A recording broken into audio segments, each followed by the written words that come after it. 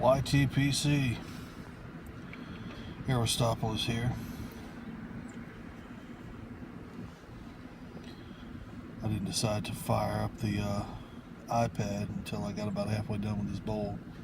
So I'm going to run out of tobacco probably before I finish this video.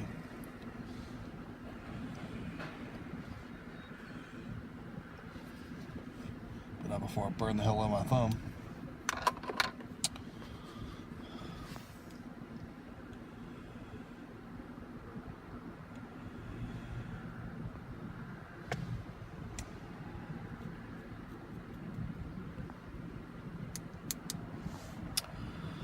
I'm going to try and tell one of those tales. Rooted around a piece of sage advice that I wanted to give, but wound up being too time consuming. And I'm a little leery to tell you about it, because nobody's ever in a hurry to relay an incident where they kind of got their asshole on. This is one of those tales. It wasn't intentional. I just took a girl at her word when anybody that's got their thinking cap on probably wouldn't do that. I'm not saying that girls shouldn't be taken at their word, but you know there's an exception to every rule. And let me put this one down. Mine goes a little something like this. I was working at this drugstore. Well, let me back up a little bit. I came back down here in 2001.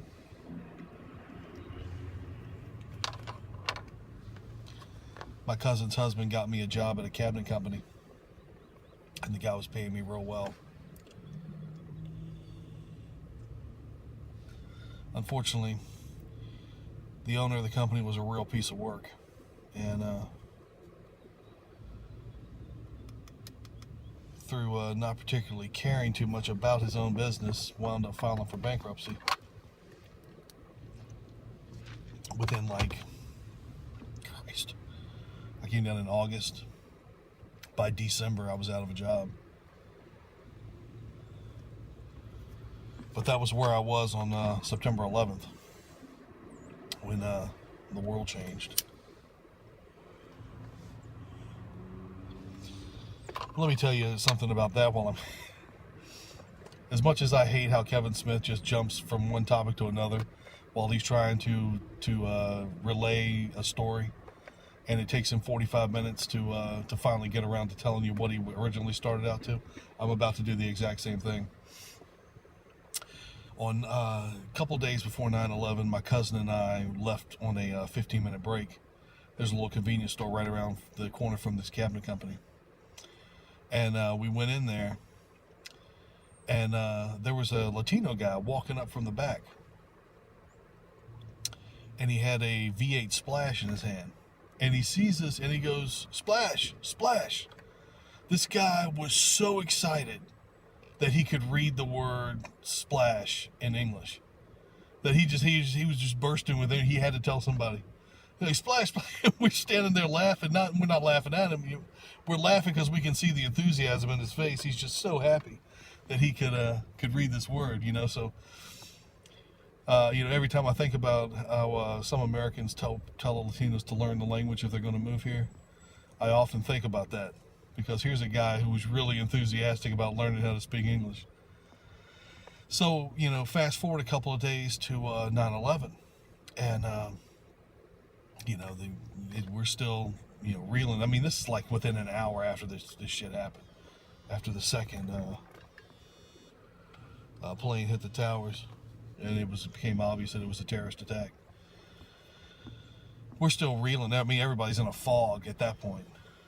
Emotions are running high, and we go to lunch, and I walk out the door to the cabinet company, turn the corner, and there's this Latino guy sitting on the steps of one of the trailers in the trailer park next door. And this is the first time I didn't know the guy lived there. It's the first time I'd seen him over there. And he sees me come out. And I always felt so bad about my response because I didn't know what the hell to say. But he sees me and he goes, "Damn, man, you see the TV?" I said, "Yeah." He goes, "Damn, man, sorry." And I just kind of went, "Yeah," and walked on. And I always felt bad about that because I didn't know if he felt that, America being what it was as far as race relations go, that, it was going to be just, lashing out at anybody considered foreign. And so I always felt bad that all I did was just kind of go, eh. But honestly, man, I didn't know what the hell to think when, it was within an hour of finding out that we were under attack. All the airplanes have been grounded. It was crazy. So, but I always felt bad about that. Anyway, I wanted to get that little piece out of the way since I just told you that that's where I was on 9/11. Felt relevant. Anyway, fast forwarding back to where I started the story at. This guy's cabinet company folded, and I had to find a job, and I got a job at this little drugstore in Chapel Hill. I have this thing about no office romances. I had a bad experience in the mid-90s, and it became the most ridiculous situation I'd ever encountered. And I swore that shit off for the rest of my life. And there was this girl that worked at this drugstore who had a thing for me. And she wrote me a card where she poured out her feelings on paper. Told me how she felt. And she ended this card by saying, "If you don't feel the same way, just act like you never got this." Now, I wasn't, like I said, I wasn't trying to be an asshole, but I viewed it as, okay, that seems, an easy enough out. I just will act like I didn't get it. Because I didn't know exactly why she had worded it like that. Maybe, to mention it and then say I'm not interested would be, maybe a bigger slap in the face. I don't know. But when I can't really say what it was I was feeling at the time. It's been so long ago. But the way it played out was I went, okay. So I just acted like I didn't get the thing. Now, excuse me.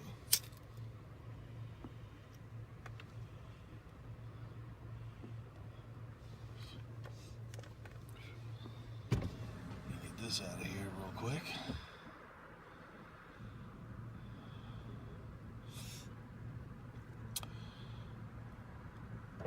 Now, those of you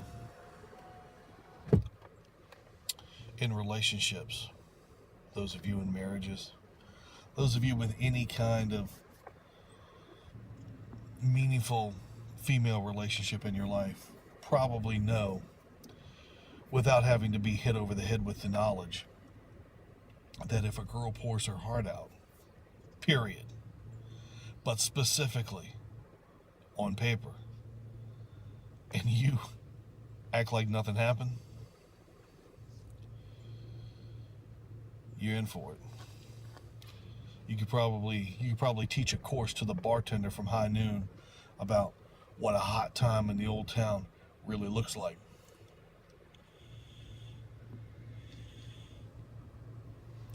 So what followed was the exact same thing that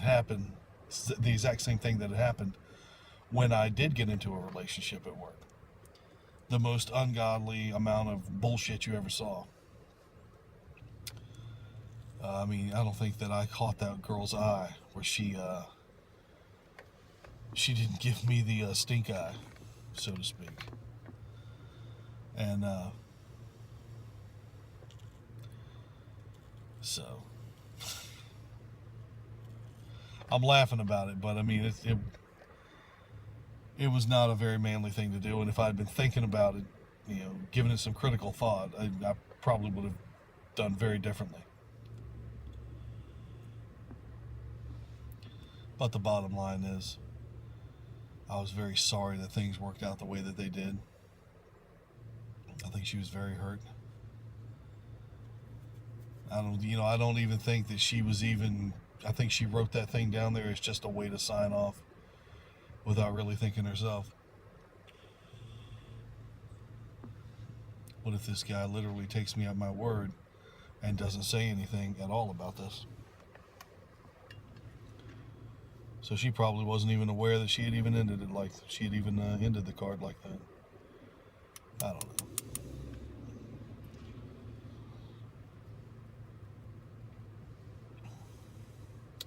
But it's so easy for people to be hurt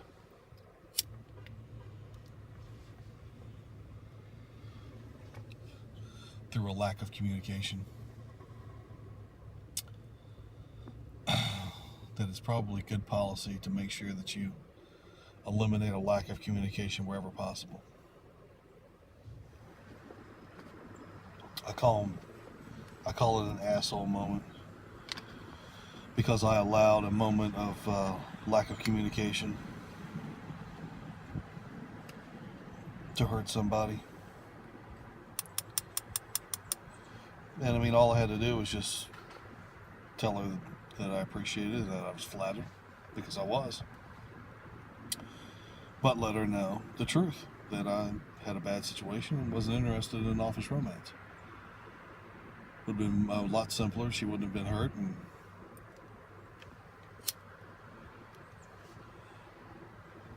I'd have saved myself about 3 months of passive-aggressive bullshit.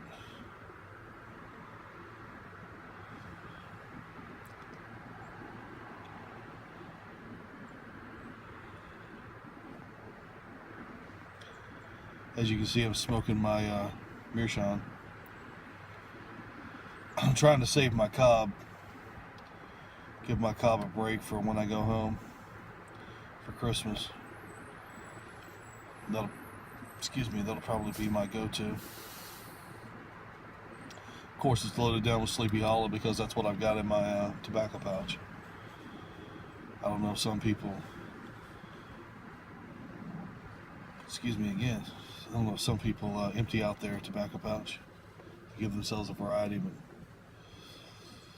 I just smoke my tobacco pouch till it's empty, then I fill it up with something else.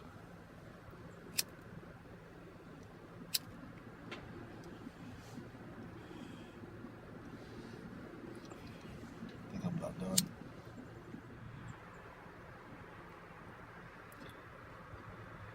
Hopefully I'll have a little money left over. I can get some more Sleepy Hollow.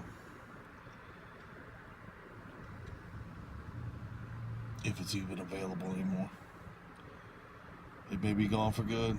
The little 8 ounces I got may be all the I'll be able to sink my teeth into.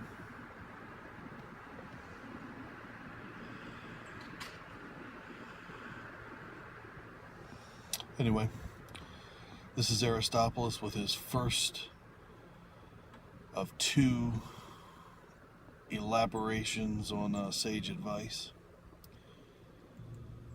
The other one, honestly, I don't know if I'm going to tell you about that or not.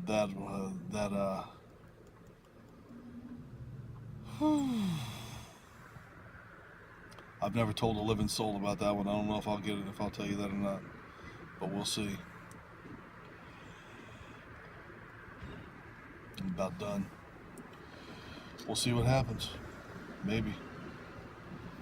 I'd like to get it off my chest. I mean, at this point, it's more funny than anything. But still.